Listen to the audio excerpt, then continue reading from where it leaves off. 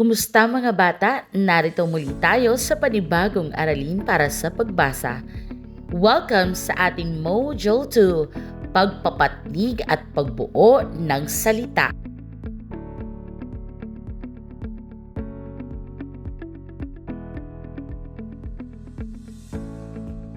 Sa Module 2, matututuhan mo ang pagpapantig at pagbuo ng salita, mga mahahalagang kasanayan sa pagbasa. Alamin kung paano ang mga salita ay hinahati at binubuo upang mas mapadali ang pag-unawa. Ang module na ito ay mapapalawak ng iyong bokabularyo at makapagpapahusay sa iyong kasanayan sa pagbasa. Kaya't sumulong at tuklasin ang mundo ng mga salita. Mga pantig na nabubuo mula sa letrang M, S at A. A, ma. A, am. A, sa. A, as. Ma, am. Ma, am. Ma. Sa. As. Sa. As. Ma. Mam. Sa. Sam. Ma. Mas. Sa. Sas. Mam. Sam. Mam. Sam. Mam. Sas. Mas. Sas. Mas.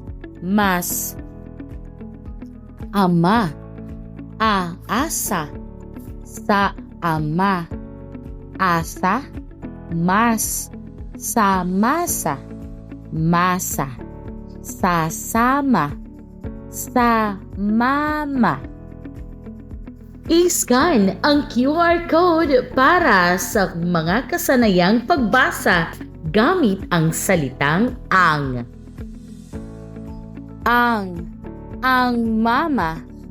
Ang ama. Ang sasama. Ang halina't gawin ng pagsasanay isa. Bilugan ang mga tamang larawan ayon sa salita sa kaliwa. Para sa ikalawang pagsasanay, isulat ang nawawalang pantig upang mabuo ang salita. Ikatlong pagsasanay, basahin ang mga sumusunod na pangungusap. Pagsasanay 4, isulat sa patlang ang salitang tinutukoy ng mga larawan sa bawat bilang. Mahusay! Ngayon ang hamong pagbuo ng salita. Gamit ang napag-aralang letra, bumuo ng 5 salita gamit ang M, S at A. Mga pantig na nabubuo mula sa letrang I at O. I, im, I, is, I, si, mi, I, is, mi, im, mi, is, si, im, mi, is, mi, mim, sim, mi, miss, si, sis,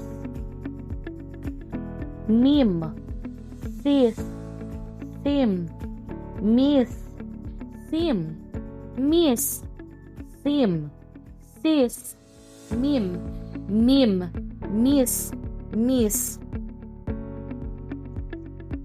mo, mom, so, som, mo, mos, so, sos, mom, sos, mom, sos, mos, sos, som, mom, mos, som, mom.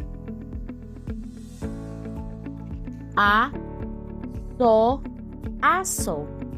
Isa, isa. O, so, oso. A, mo, amo. Ma, so, maso. Mi, sa, misa. Mi, so, miso. Si, sisi. Mga parihiralang nabubuo mula sa letrang I at O. Ang aso, ang amo, ang misa, ang mami. Mahusay! Gamit ang pag-scan sa ating QR code, palawigin pa ang pagbasa gamit ang salitang mga. Mga aso, mga mais, mga miso, mga oso. Magaling! Gawin natin ang pagsasanay isa, punan ng nawawalang titik upang mabuo ang mga sumusunod na salita. Ikalawang pagsasanay, bilugan ang angkop na salita ayon sa larawan. Pagsasanay 3, isulat sapat lang ang salitang tinutukoy ng mga larawan sa bawat bilang.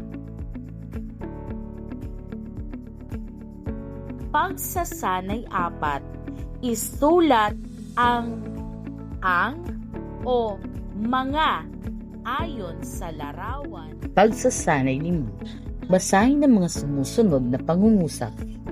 Si Ami ang aso. Si Mimi ang amo. Iisa ang maso. Maasim ang miso. Masama ang sisi. Hamon ng pagbuo ng salita. Gamit ang mga napag-aralang letra, bumuo ng 5 salita gamit ang I at O.